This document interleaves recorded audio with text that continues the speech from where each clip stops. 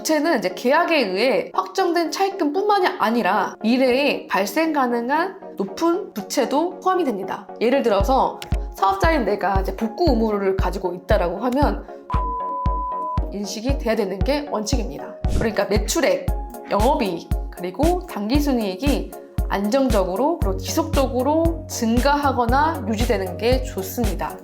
이 중에서도 더 중요합니다.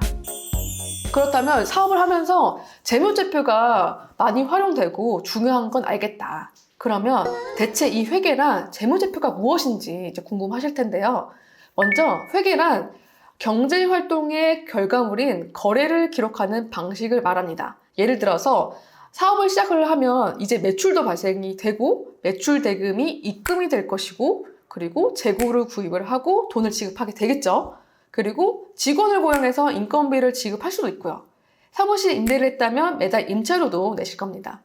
쉽게 말해서 이런 모든 돈과 관련된 것을 날짜별로 가계부 적듯이 숫자로 기록하는 것을 회계라고 보시면 됩니다. 그리고 재무제표란 이런 회계 기록들을 모아서 기업 재무 상태나 경영 성과 등을 보여주는 보고서라고 보시면 될 것 같습니다. 5가지로 구성이 됩니다. 일정한 시점에서 현재 기업의 자산, 부채, 자본을 나타내주는 보고서인 재무상태표, 일정한 기간 동안에 기업과 관련된 수익과 비용으로 구성된 손익계산서, 그리고 일정한 기간 동안 기업의 자본 구성과 자본 변동을 보여주는 자본 변동표, 그리고 일정한 기간 동안에 기업의 현금 유입과 현금 유출을 영업, 투자, 재무 활동별로 기록한 현금 흐름표, 그리고 부가적인 설명이나 해석을 포함하는 보고서인 주석. 어려우신가요? 여기서 기억하실 것은 앞에 3가지입니다. 하나씩 이제 실제로 이제 재무제표와 함께 살펴볼게요. 이 보고서는 2022년도에 공시된 삼성전자의 재무상태표입니다. 앞서 설명드린 대로 일정한 시점, 그러니까 22년 12월 31일 현재 기준으로 작성되어 있는 것을 알 수 있고 크게 자산, 부채, 자본의 카테고리로 나누어져서 수치화되어 있는 것을 볼 수가 있습니다. 자산 규모는 260조, 부채 규모는 50조, 자본 규모는 210조이네요. 이번에도 22년도에 공시된 삼성전자의 손익계산서입니다. 손익계산서는 앞서 말씀드렸다시피 기간에 대한 보고서이기 때문에 1월 1일부터 12월 31일까지 표시되어 있는 것을 볼 수가 있습니다. 매출액이 200조고 영업이익이 25조, 당기순이익이 25조이네요. 22년도 자본변동표, 그리고 뒤에는 이게 현금흐름표, 그리고 주석입니다. 이 3가지는 사실 저희 같이 이제 중소기업 같은 경우에는 작성 의무가 없기 때문에 참고로만 아시면 좋을 것 같아요.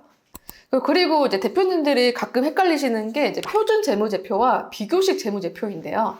간단히 설명을 드리면 그 왼편에 있는 표준 재무제표는 한개년도의 재무제표를 말을 하는 거고 오른편에 있는 비교식은 그러니까 작년 거랑 올해 거, 그러니까 2개년도 이상을 재무제표를 비교해서 나타낸 것을 말합니다.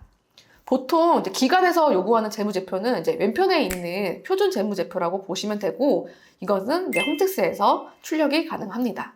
그러면 이제 재무상태표를 조금 더 구체적으로 살펴보도록 하겠습니다. 재무상태표는 일정한 시점, 일반적으로 재무년도 마지막 날짜, 그러니까 12월 31일이죠. 기준으로 기업의 자산과 부채, 그리고 자본의 구성을 보여줍니다. 자산이란 기업이 보유한 경제적 가치를 나타냅니다. 대가를 주고 구입한 유형자산이나 그리고 내부적으로 창출한 개발비 등 이 무형자산도 자산으로 인식할 수가 있습니다. 또 이 자산은 구체적으로 유동자산과 비유동자산으로 나뉘는데요. 유동자산은 현금이나 재고 등을 말을 하는 거고 비유동자산은 조금 현금화가 좀 어려운 자산, 그러니까 부동산이나 기계장치 등을 의미를 합니다.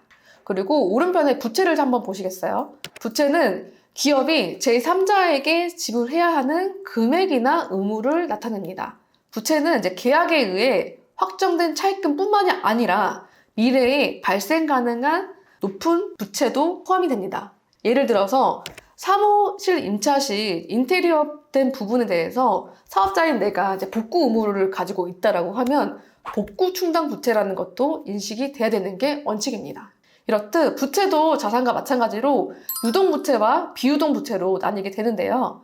이 유동부채는 그러니까 1년 이내에 상환해야 되는 부채, 그러니까 단기차입금, 이런 미지급금 등을 의미를 하는 거고, 반면에 이제 비유동부채는 1년 이상의 장기간에 걸쳐서 상환되는 부채를 의미를 합니다. 근데 이거를 보고 이제 은행은 이렇게 판단을 하는 거예요. 유동부채보다는 비유동부채가 있을수록 조금 더 안정적인 회사라고 볼 수가 있는 거죠. 그리고 이렇게 대차평균의 원리라고 해서 부채와 자본의 합은 결국 총 자산의 금액과 같게 됩니다. 예를 들어서 제가 열심히 일을 해서 저축한 돈 3억과 은행에서 7억 원을 대출받아서 10억 원의 집을 산다라고 하면 10억은 왼편에 있는 총 자산이고 7억은 오른편 위에 있는 부채, 그리고 나머지 3억은 그 아래쪽에 있는 자본에 해당하게 되는 겁니다. 이렇게 자본은 기업의 순자산으로서 총자산에서 부채를 차감한 나머지 금액입니다. 주로 주식 발행을 통해서 조달되거나 이익 재투자를 통해서 증가할 수가 있습니다. 이것만 보고 그런 자금 조달을 담당을 하는 금융기관들은 여러 가지를 계산을 해봅니다. 그걸 재무 비율이라고 하거든요. 예를 들어서 가장 중요하게 보는 게 부채 비율입니다. 부채 비율은 여기 부채, 그러니까 자본으로 나눈 비율을 말합니다. 그러니까 내가 부채 비율이 200%다 라고 하면 내 자본은 100인 건데 부채를 200을 가지고 있는 거예요. 그러면 어떻게 평가를 하겠어요?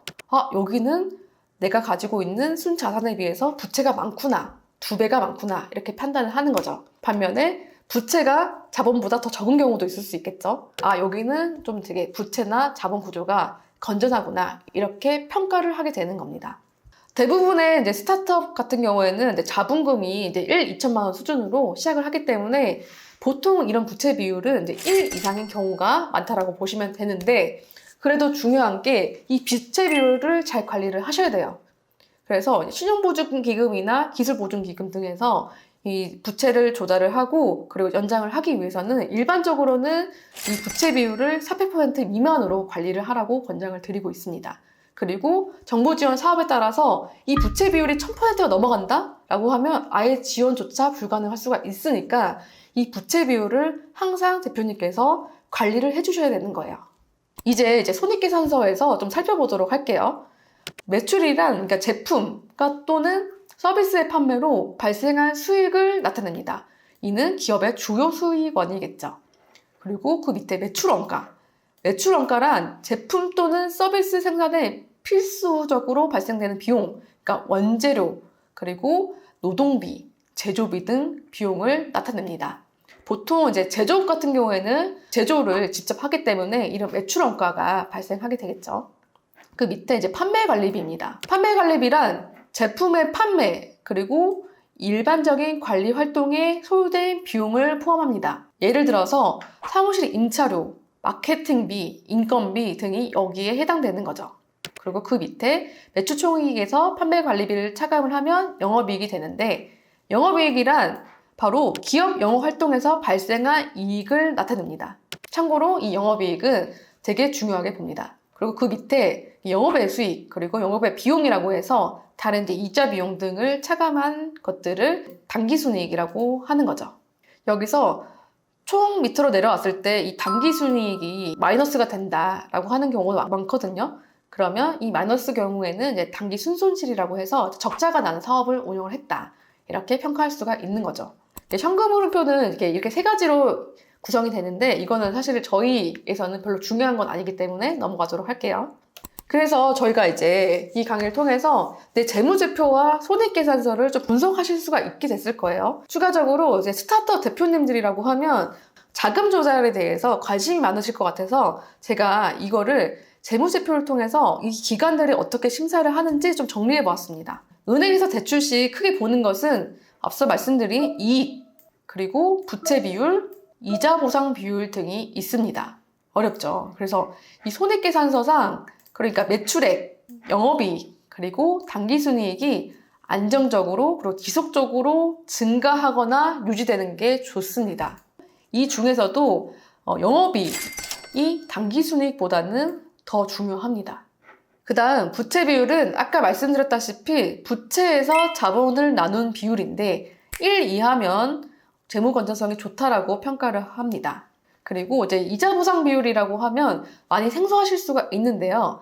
이 이자 보상 비율은 영업이익에서 이자 비용을 나눈 비율을 의미를 하는데, 이자 보상 비율이 1이면 영업에서 발생한 돈을 다 이자 비용을 썼다라는 것을 의미를 합니다. 만약에 이자 보상 비율이 1보다 클 경우 기업은 자체적으로 발생한 수익으로, 그러니까 이자 비용을 부담을 하고서도 추가적으로 남는다는 것을 의미를 하고, 이것은 이제 기업의 이자 비용을 지급할 능력이 충분하다라고 평가를 받을 수가 있는 거죠. 그리고 이 이익 중에서 영업이익이 적자인 경우에는 이자 보상 비율은 당연히 1 이하가 되겠죠. 부실 기업으로 보게 됩니다.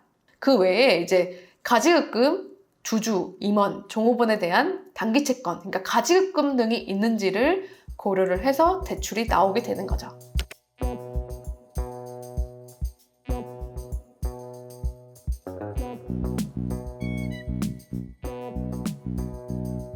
지금 제가 설명드린 것은 이제 주요 지표들을 좀 설명을 드려봤는데요. 이 외에도 이제 금융기관마다 중요하게 보는 회계 지표들이 되게 많아요. 그래서 대표님들께서 이런 것들을 미리 잘 관리하시는 것이 필수입니다.